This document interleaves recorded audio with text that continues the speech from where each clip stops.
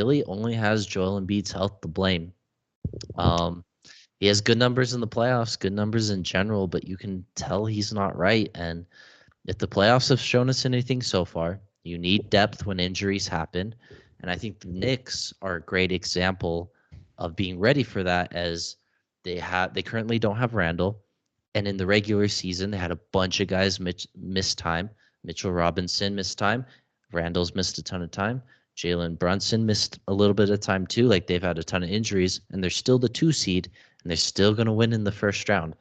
Um, where does Philly go from here? Like, is Joel Embiid really the reason why they're not succeeding? It's tough. It's a double-edged sword, right? Because without Joel Embiid, you don't make the playoffs probably. You know what I mean? With him, you might be capped at a second round exit every year because he hasn't done anything else. I don't know. And this might come as a shock because of how talented and how skilled he is. I don't know if you can win with him as your best player because I don't know if he's going to be available. Like, when is he going to have the 2001 Shaq season? When is he going to actually be the dude that everyone knows he can possibly be? Or maybe he just isn't that guy. We need to start holding this guy to a different standard.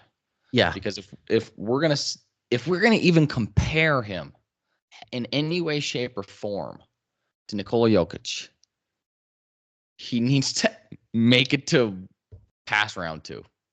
Because I think his biggest thing has been he can't last a full season for whatever reason. Like, to start the season, he was probably playing the best basketball in the NBA for the first half of the season until he got hurt. And then he missed almost the rest of the year, came back at the end. He's still hurt right now.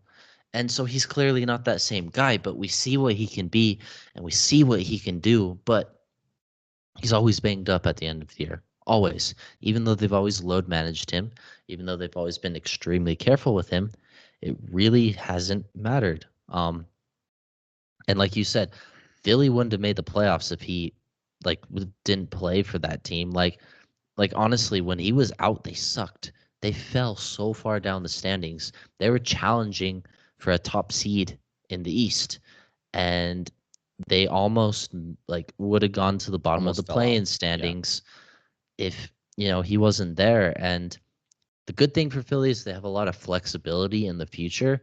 But how much longer can you try to build around Joel Embiid like this? Because he might, in order to win, he might have to have a co-star who's about the same level as him, who can actually carry more of the load than him. Exactly. Because I was thinking the same thing. You can go to him, but his body just can't handle that. And he's like, we're entering like Kawhi level, like terms of injury for Joel. I literally was just going to think of that. So Joel Embiid reminds me of a ringless Kawhi Leonard, right? So let's just get rid of the first ring that Kawhi won.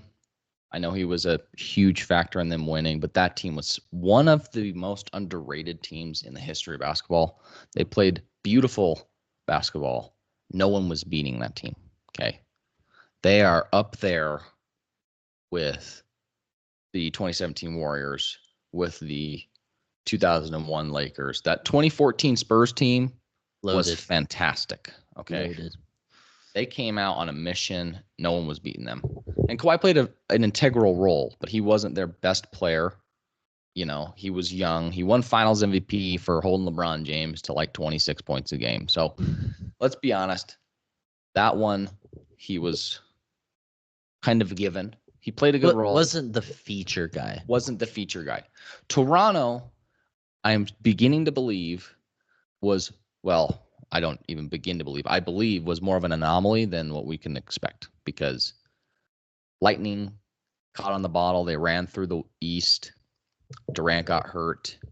Kawhi all of a sudden got thrusted into conversations that I don't believe he deserved to be in, aka the best player in the world conversation, because what happened the next year, they blew a 3-1 lead. So